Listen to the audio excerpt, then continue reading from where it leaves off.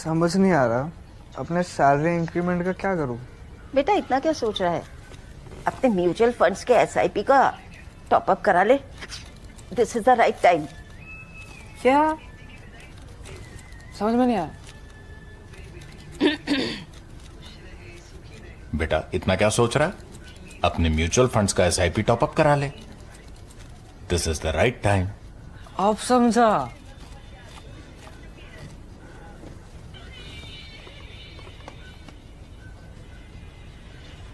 Mutual fund investments are subject to market risks. Read all scheme-related documents carefully.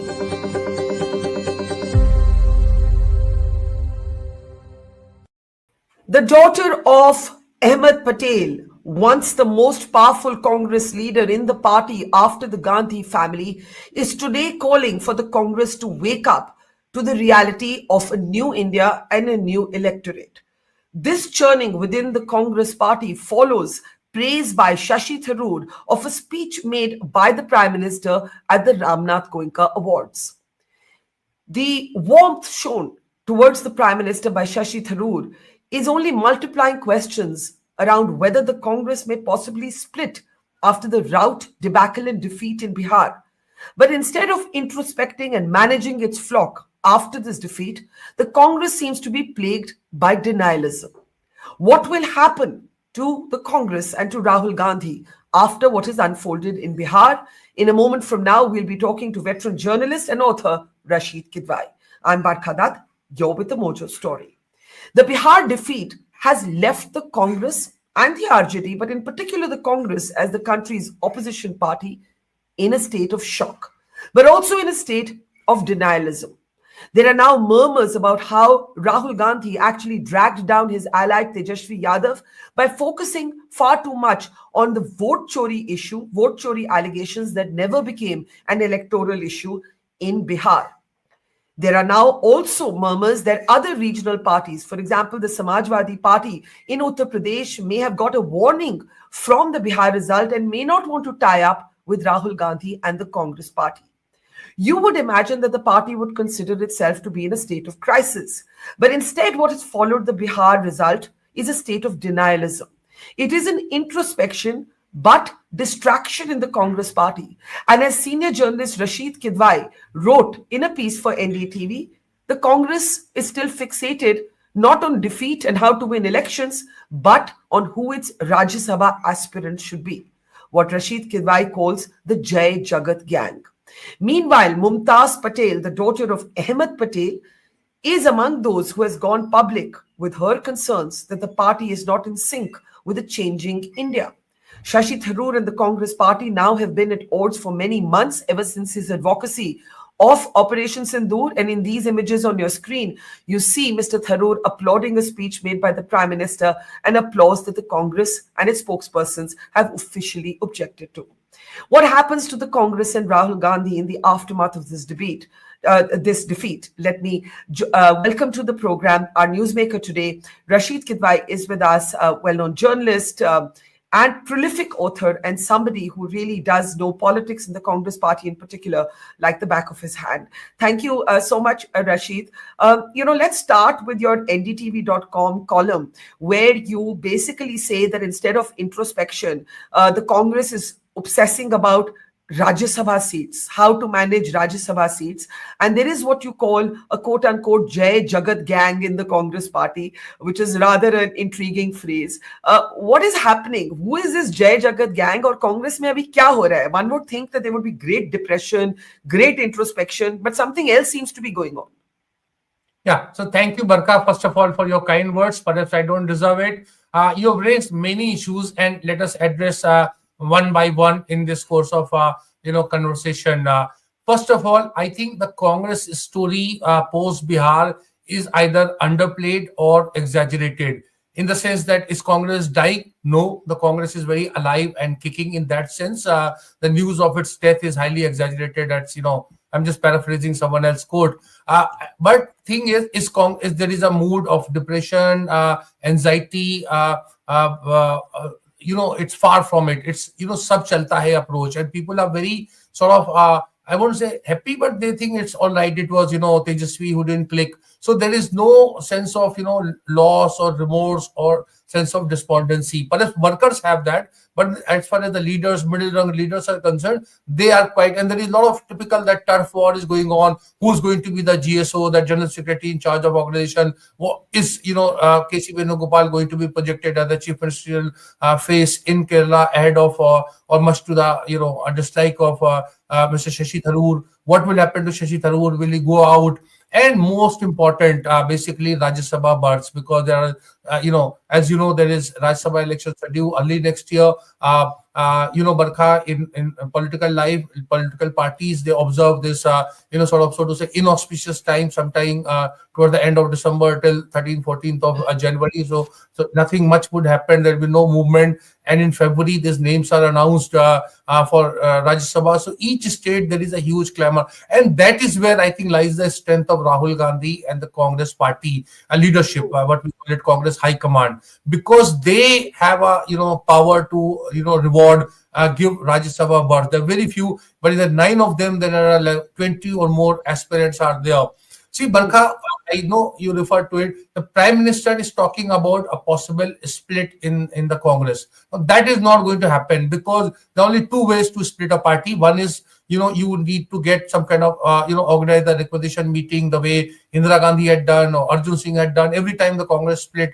But nobody can get even 10% of signatories, 10% of AICC delegates. That's exactly the kind of votes that Shashi Tharoor got. But I don't think Mr. Shashi Tharoor getting 10 or 15% of AICC delegates on his side. Second, more important thing, Barkha, more practical, how do you run that party? You need crores and crores of rupees. Who's going to fund it? So these are the 2 problems that, that are preventing a split since 2014. Off and on, people have talked about it. They have toyed with this idea. But every time, because the Congress, organizational control is in the hands of Gandhis, firmly in the hands of Gandhis. And B, there is no money to run a political party. Now, you've made a lot of different points. Let's start one by one. You said that the Congress's performance is either being underplayed. So either its poor performance is being underplayed, or its defeat is being, or the ramifications of its defeat are being exaggerated. Explain that comment, Rashid, if you will, because the point is that if the Congress continues to perform in this manner, no regional party will actually want to tie up with it. And today it can put the blame at the door of Tejasvi, but he can do the same for the Congress party. In fact, many people believe that vote chori clearly failed as an issue in Bihar, and Rahul Gandhi wasted a lot of campaign time by focusing on it. So, Barkha, actually, if you look at Bihar, since 1989, the Congress has been out of power. The last government was Bhagwaj Azad government. And since then, the Congress is dependent on a lie. So, if DMK does well in Karnataka, in Tamil Nadu, the Congress will have some kind of, slice of power, or they will have some MLAs and MPs. The same applies to, Bihar and Uttar Pradesh. So in that case, see, had Congress performed very well, it would have been very, inconsequential, because the Congress has been a 4th or 5th or 6th political party in Bihar for a long time, for decades. So therefore, it's not actually, it's not something that they performed too badly. If you look at their, 2010 record when UPA was in power. No, but they contested many more seats. Even people like Yogendra Yadav, who are Congress supporters, effectively, or at least Rahul Gandhi supporters, they are today saying that the Congress should have behaved like the tertiary power it is in Bihar. Secondly, Rahul Gandhi went missing from the Bihar campaign in the middle. He was seen to be upset with Tejasvi Yadav. Thirdly, from the RJD perspective, there are those who believe that Rahul Gandhi wasted too much political time, energy, campaign time on this vote chori SIR issue. It turned out to be a non-issue in electoral terms. Do you think that the Congress ran a poor campaign in Bihar strategically? Well, I think, Barkha, theoreticians like Mr. Yogendra Yadav has a caliber and intellectual heft to explain everything and anything. Me, and I would include you, we are not equipped so much of in that kind of, talent. it was, primarily, RJD election, a Tejasvi election. Rahul Gandhi, even if he had spent every single day there, it would not have. In fact, that was the time when Rahul was doing this, vote chori yatra, and it was pretty successful.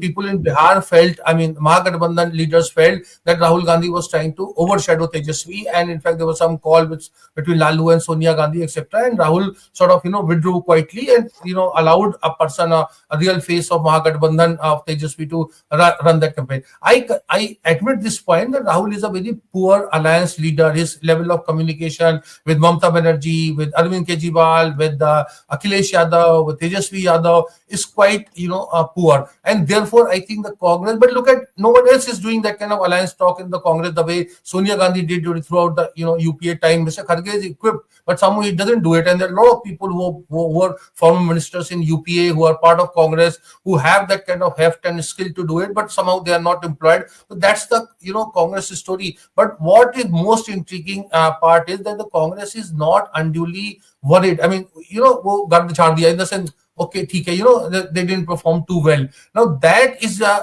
something that is not known so much to the outside world. There are a lot of organizational problems are there. You look at Priyanka Gandhi. You would agree, and she is a very effective campaigner, person with some kind of consequence and heft. For 10 months, Barkha, and I repeat, it's more than 10 months that Priyanka Gandhi Vadra has not been given, any assignment, work allocation, in the sense that she's General Secretary, AICC General Secretary, but not looking after, any state or any. And why is that? And why is that? Why is it that? is for the Congress party to explain. I'm just saying that this is the thing. The Congress is, all the time you've heard Prashant Kishore and others, when Prashant Kishore was talking to Congress, that there is a need for central election management, some kind of panel or 24/7, some kind of setup. Now that has not taken place. The Congress continues to outsource even the selection of candidates, etc. There's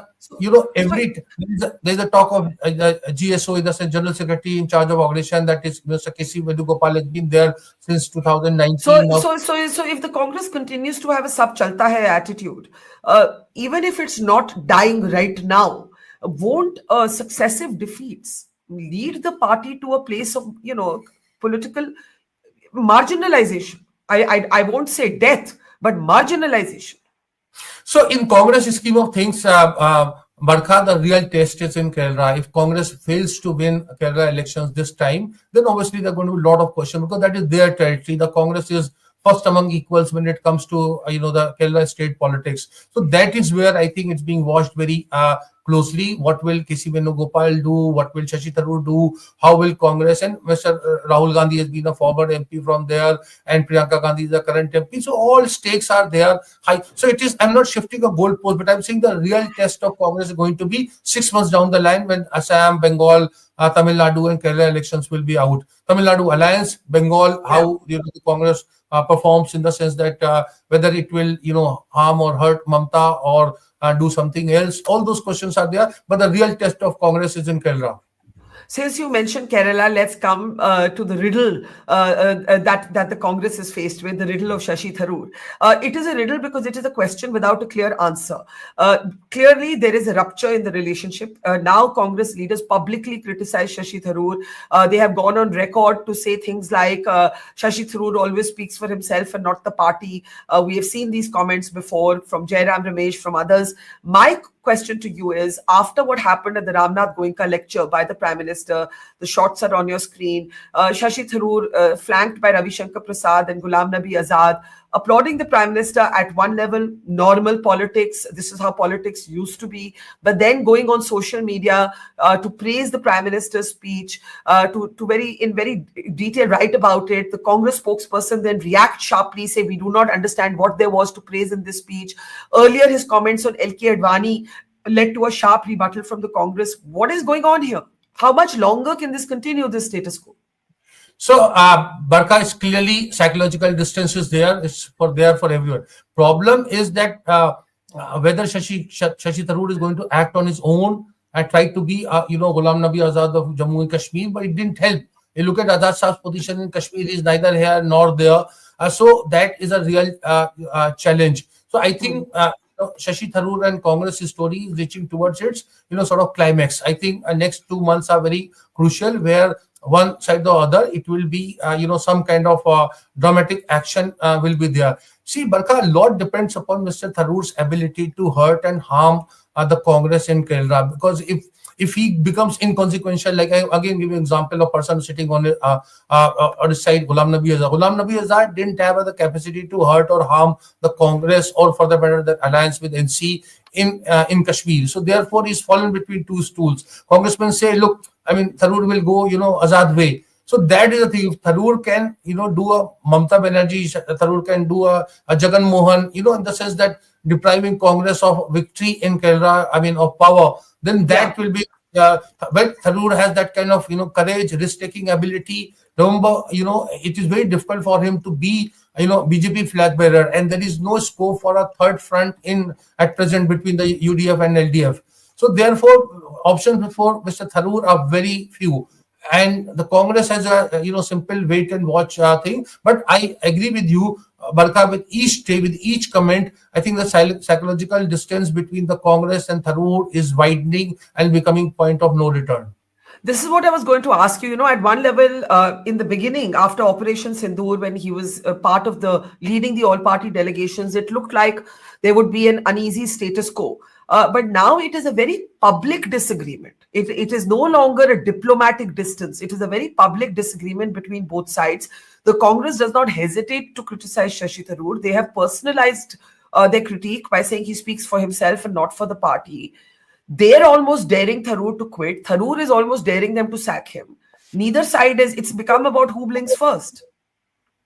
Absolutely. So, Barkha, in a more pragmatic terms, it is unlikely that the Congress will issue at any point of time any show cause notice to Shashi Tharoor. Now, it is for Shashi Tharoor to decide, and that is why I'm saying we look at the his home state politics and what will he do. So can he do something? Can he create a kind of opening, or he will do what Mr. Azad did, that he formed a political party? Or look at what Prashant Kishore did in Bihar. See, starting a political party in a state like Kerala, where political ideology or political divide is very clear, it is very, very difficult and challenging. A problem with Mr. Tharoor is at 69, 70 years of age, he doesn't have the luxury of time in the sense that Prashant Kishore has, in the sense of fighting 2-3 elections and becoming relevant. First of all, I feel the novelty goes away in the first, election itself. So it is very difficult for. So there are not many options before Shashi Tharoor, unless BJP sort of, takes him, what he is. But then here comes a problem, because Barkha, I think Mr. Tharoor, if you look at his post about Indira Gandhi today, or a lot of his writings and comments, see, he's not on the same page with BJP. It will be very difficult for him intellectually and in terms of the kind of personality that he has, to be with BJP. And I'm not only talking in context of just Muslims and minorities, generally speaking. So I think there are not many options before Tharoor. But is it safe to say that the Congress will not make Tharoor their chief ministerial candidate in Kerala?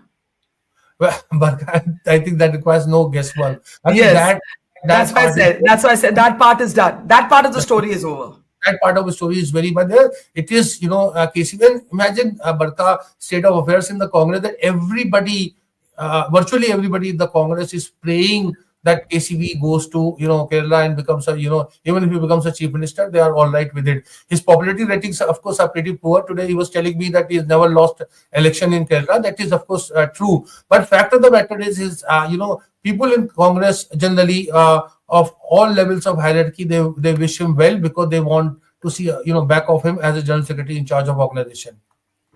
So if KC Venugopal is so unpopular, is no one conveying this to Rahul Gandhi? And now, Barkha, you are coming to the the real problems or real issues of Congress.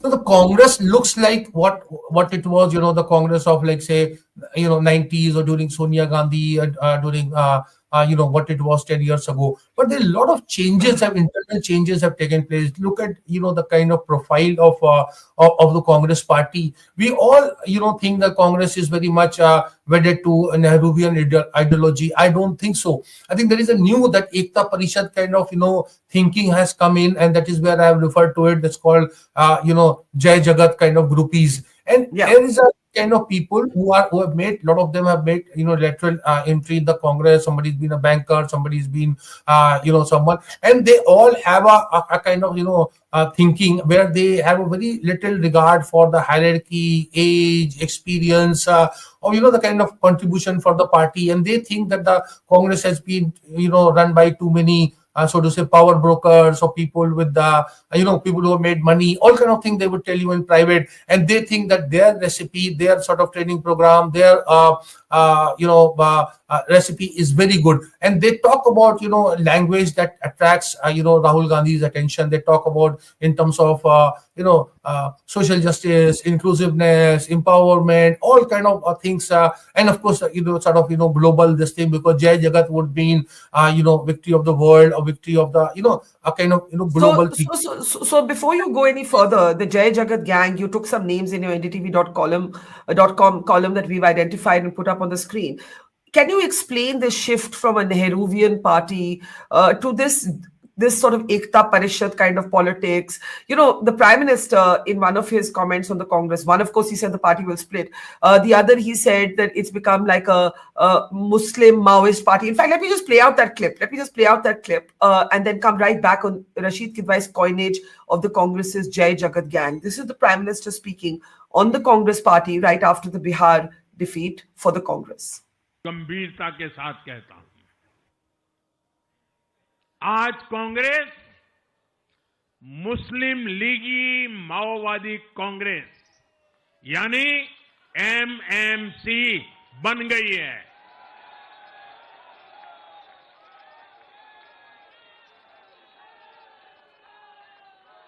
ये कांग्रेस मुस्लिम लीगी माओवादी कांग्रेस है, ये MMC है।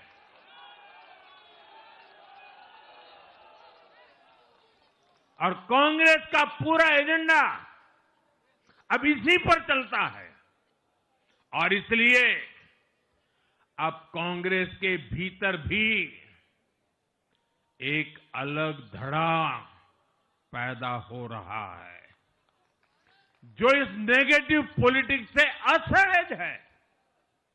ये जो कांग्रेस के नामदार हैं, ये जिस रास्ते पर कांग्रेस को लेकर चल रहे हैं, इसके प्रति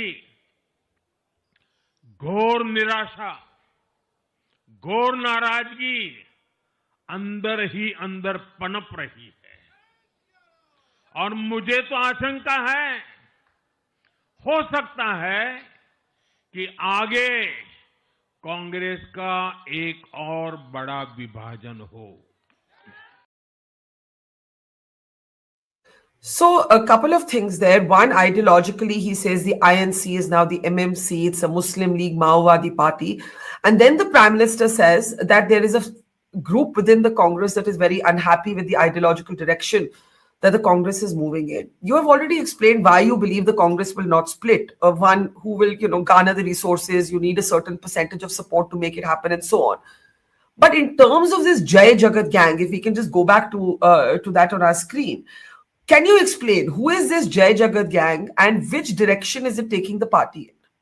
So, Barkha, it is not my coinage of Jai Jagat gang. Jai Jagat is very much visible. You talk to anybody in the Congress and they would say that, because they, when we talk to somebody or we send a WhatsApp message and we say, Jai Hind or whatever, they say that Jai Jagat.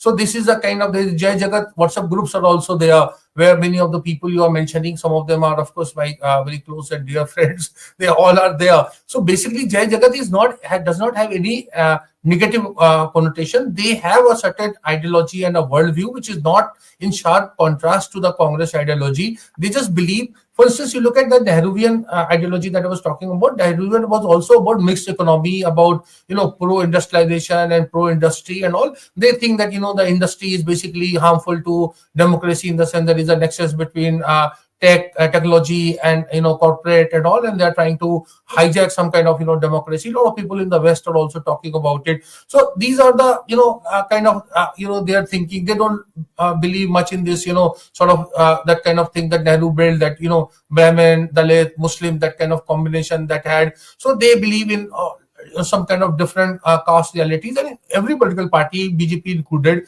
Barkha, that kind of churning takes place. The ideological frame of Vajpayee BJP is very different from ideological frame of Narendra Modi BJP. So these are things. So there is a kind of churning. Now, what is happening, Barkha, and I find it very interesting and intriguing, that this Jai Jagat is trying to slowly take over the Congress institutions. You look at many state players, and I would just mention Maharashtra Congress president and all. That many people in the Congress were not even aware that he's a Congress leader of some consequence. So therefore, that is something very alarming, that people who are lesser known, people who subscribe to a particular social order and ideology, and they believe in this like a thinking club, and they are being put on like a chessboard. They are there on the Congress organization, and that is where at this time there is going to be a very serious bid, according to me, to we'll find some of these people in Rajya Sabha. If that happens, because they are already holding very important post and position in the party organization, and 3-4 of them are general secretaries, they are there in the working committee and all. So this is, and they hold a lot of, like a person you are showing, Sachin Rao, he keeps holding a lot of this training camps. So ideologically, Congress is shifting. That is what I'm saying. Is the Congress is not of Nehru, not of Indira, not of Rajiv, not of Narasimha Rao, not of Kesari, not of Sonia, but this, Rahul Congress is somewhat very different, and some people are finding it difficult how to sort of, relate to it. But whether they'll go out or they have that kind of courage of conviction, resources, money, and numbers to, cause a split, I have grave doubt. But the fact is, you said that the Jai Jagat gang is not, or the nomenclature is not necessarily negative. But in politics, what is positive is what works, right? If there is a series of electoral defeats, at some point that blame will reach Rahul Gandhi's door, because many people who support the Congress have said it is far too left-leaning, in its present avatar, out of sync with a changing India. That comment today has come from Ahmed Patel's daughter, Mumtaz Patel. Right? What did you make of her comment? And it's not only her comment. There are others. There's a Tehsil Poonawala who supports the Congress, who's related by marriage to Priyanka Gandhi Vadra. He makes those comments as well. What did you make of Mumtaz Patel's comment? Let's start there. Barkha, I'm glad you raised this point. Actually, Mumtaz Patel's kind of current status in the party, that actually forced me to have a rethink, that we think that dynasty culture is very bad, and a lot of politicians, Congress leaders included, they basically shape their children political career, and Ahmed Patel was an exception. He didn't do it. But now when I look at the plight of Mumtaz, I think Ahmed Patel should have done it, because now Mumtaz is neither here nor there. You'll be surprised, Barkha, that Ahmed Patel's daughter, she's supposed to be spokesperson, but she does not have a letter saying that you are a Congress spokesperson. Can you imagine? And why? But why? Why do these things happen? Because Ahmed bhai ne apni zindagi mein usko aage nahi badhaya. If he had given her got her a ticket, made her a Congress functionary, like Digvijay Singh has done, like Kamal Nath has done, like million Congress people have done, she would have been much happy. And because Ahmed bhai, you and me, we knew him well. He wanted to keep his family out of politics, but in her own sort of accord, now that Mumtaz is knocking at Congress door, and she wanted to actually fight election also from Baruch, that seat was given to AAP, and a lot of things have happened, and she's not getting audience. I don't want to name the leaders who benefit from Ahmed Patel immensely. The same leaders are not giving her time. I don't want to speak on her behalf, but I'm just trying to tell you what is the state of affairs, and that is what happens. So now that explains, Barkha, that why politicians in their lifetime want to position their children in some kind of stability, because they don't want to suffer like Mumtaz Patel is. She has a name, she has interest, and I would say that she has got a lot of talent as a Muslim girl, and someone who's very vocal, articulate, who understands, and who's willing worker, and who has kind of regard for Congress ideology, but she's not getting neither audience nor a position, and she doesn't have a platform to speak. So this is something, it tells you, Mumtaz Patel's story is a very telling story of the state of affairs in the Congress. Yeah, exactly. And now, if I were to look at the ideological confusion, as you said, the sort of the Jai Jagat gang dominating the institutions of the Congress party, the Rahul Congress being a very different Congress from the Sonia Congress, from any other Congress. The point is, what are they thinking? I mean, are they really thinking that, like a victim? The world is against us. We can't win elections in this mahal. Okay, then what? That's what they keep saying, right? So then what? I'm glad, Barkha, you raised this point. See, they are raising, and there are a lot of people in Congress, some of them are your friends also. They feel that the Congress is doing too much of what Prime Minister was saying about negativity, but there is too much of victimhood. Problem is that they don't have much oil. What do you do to a leader who listens to this? See, political leaders always try to plug a particular line. That was the case with Indira Gandhi when the sort of leftists were dominating, but then she freed herself from that. And even we have seen in kind of Sonia Gandhi, she was under pressure from all those Fatedar and Arjun Singh and Natwar Singh and all of them, and from the Congress T and various other formations. Yeah. But she got herself in the sort of say mainstream thing. Now Rahul Gandhi is very much taken in by these formulations. At one level it can be Yogendra Yadav, the other day it is Sachin Rao, third time it is someone else. Alankar Sabai. I'm reluctant to take more and more name, but this is the thing, and these are the people who have convinced him. That you see, you look at vote chori. Vote chori is a Praveen Chakravarti's baby, and Praveen Chakravarti has been able to convince Rahul Gandhi that elections in India are rigged and there is no point. We will never get justice. Now that's not the view of many people in the Congress. While they agree that vote chori is a serious issue, they think that out of 60 lakh or 45 lakhs people who are denied ticket, if Congress was able to bring Congress and RJD put together, maybe even 50,000 people are at one place and showed them, look, here are the 50,000 people who have been denied, who are living and who are voters, who voted for, in 24, but they have not got chance to vote in 25 assembly election. That would have made a very strong case. But that's not a thing. So there is an activism in Rahul Gandhi. Look, if you play a game of chess, you make an opening, you have a middle game, and you have an end game. Like Mr. Shashi Tharoor at another level, Rahul Gandhi and his team also, they don't have the end game. What do they want? Sure macha diya, you draw attention, you get a world attention. Look at his this thing. I agree. His Jawaharlal Nehru's great grandson is entitled to travel abroad and raise. But how much of his travel abroad has brought dividend in domestic politics? Now that kind of a cost benefit analysis is never taken. But do you think that endlessly nobody will ask these questions of Rahul Gandhi? Do you think there will never be leadership challenges? Even if you say the party won't split, is there never going to be a challenge to Mr. Gandhi's leadership? I wish, Barkha, I could answer your question. But I'm saying, see, the Congress, and I've told you, I think in your earlier program, congressmen are happy to be unhappy. They are lazy. They don't want to work hard. As I gave you example of Bihar, they have not gone door to door and SIR. They just sort of had outsourced everything. And end of the day, they have a very convenient ploy. Hum kya kare? Hamare paas Rahul Gandhi hai. What do we do? Yeah. So if that's the thing, again, the thing is that they know that Mr. Modi has come with some kind of a kind of a political ideology and a personality that they are not able to beat. But and they cannot admit that. So there's a very easy way out. Like they say, Prashant Kishore may have told you, after every election, the secular party say, "वो हिंदू मुसलमान हो गया."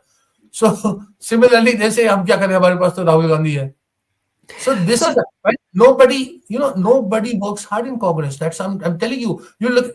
Can you tell me, Barkha, 10 leaders out of the 40 star campaigners of Congress who spend a night or two in Bihar?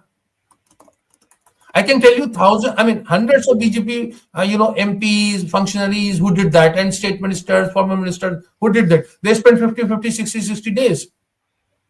Absolutely. But my point is, how come there is no cost? There has to be consequence for it, right? The one consequence is electoral defeat. But there have to be consequences in any organization. There are consequences for poor performance, for laziness, for indifference. So, Barkha, if the consequence is a Rajya Sabha birth, elusive Rajya Sabha birth, what do you do? See, Shocking. everybody at this point of time is mentally, doing a calculation that who's going to get Rajya Sabha. And, if there are 20 serious aspirants, we know there are only 9 seats. But all 20 would not. I'll give you a classical this thing. What happened when, Mallikarjun Kharge was propped up as a nominee for presidential elections in that October 23. So, Yeah. Shashi did it, Shashi Tharoor did it. And look what happened to the G20, rest of the G23. They all, Anand Sharma and Prithviraj Chauhan and all of them, they all went and, pledged their support to Kharge. Yeah. So it is not, the loyalists, even the dissidents don't have a sort of, clarity of action. You talk to anybody, whether it's, Manish Tiwari or whoever. I mean, they all, they also have the same problem. There is lack of option. There is no way you can break, as I said, Congress party. And yet you believe that the Congress, those writing political obituaries for the Congress, are exaggerating the situation. Simply Um, because yeah. we and you, we have academic interest in Congress. You have seen a lot of parties in India and abroad. There is no political party that actually, you look at Janata Party, you look at Janata Dal, you look at several Samaj, that Chandrasekhar's party, they all, every electoral defeat, look at the left today, they keep, withering away. In the sense, they don't bounce back. They don't become, 44, 52, and then, 99 Lok Sabha seats. The vote share of Congress is about 20%. The Congress is a number one party. I mean, to win as things stand today in Kerala. It has an outside chance even in a state like Assam. It is valuable asset for the TMK in Tamil Nadu. So that makes Congress a very important state. And then you look at assembly election in Uttarakhand, where the Congress is a prime challenger, whether they succeed or not. What I'm saying is that the Congress has and Rahul Gandhi, look at his own sort of popularity rating. I was talking to Yashwant Deshmukh last month. The gap between Rahul Gandhi and Narendra Modi is just less than 10%. Rahul Gandhi is 41 and Narendra Modi is 51. Now this is extraordinary. That's what I'm saying. You see, whatever you say about Indian politics, the opposite is true, and that is where I think the Congress will live to fight another day. Well, I think the big question is, do they want to live to fight another day? Or do they want to fight? They want to live, certainly, but do they want to fight? And I think that is where there is laziness, the lack of hard work, the chalta hai attitude, and also the ideological confusion. Finally, I must ask you, why do you think Priyanka Gandhi has been underutilized according to you? Well, I think it is for Priyanka Gandhi to answer, but I find it very baffling because I don't see there is any sort of lack of affection between 3 members of the Gandhi family. They all are together and they have they are very close. But that's the thing, and Priyanka Gandhi also needs to have that kind of hunger and that kind of desire to excel. You look at Sachin Pilot, who a lot of promise, but he's looking after Chhattisgarh, where it's basically largely a rural, constituency or rural state, whereas Sachin has a very sort of, progressive outlook. He's a very good Congress advertisement for the great Indian middle class. But so people are not given, proper role. Thing is that you have Shashi Tharoor, you have Sachin Pilot, you have Priyanka Gandhi. So therefore, I'm saying Congress has a lot of potential to quote the great Indian middle class. At the same time, somebody's sidelined, somebody is not being given job, somebody is given a, so to say, wrong job. All these things are there. And that is where I think, we tend to blame Rahul Gandhi, for all this. What is Mr. Kharge doing? He's the Congress president. What is his idea of happiness? To get Rajya Sabha and become leader of opposition in the Rajya Sabha. Yeah. See, he is LOP, okay, in Rajya Sabha, and he's a Congress president. Barkha, you know that there is this thing called one man, one post. What was just, I know you're coming to the end of the program. Very quickly, I'll tell you what was the problem of between, Ashok Gehlot and the Congress leadership in 2023. The Congress was saying informally that, you let Sachin Pilot become chief minister and you become a Congress president. Yeah. Ashok Gehlot said and did that I'll continue to be the chief minister and you make me a Congress president or not. That is of, I'm not bothered.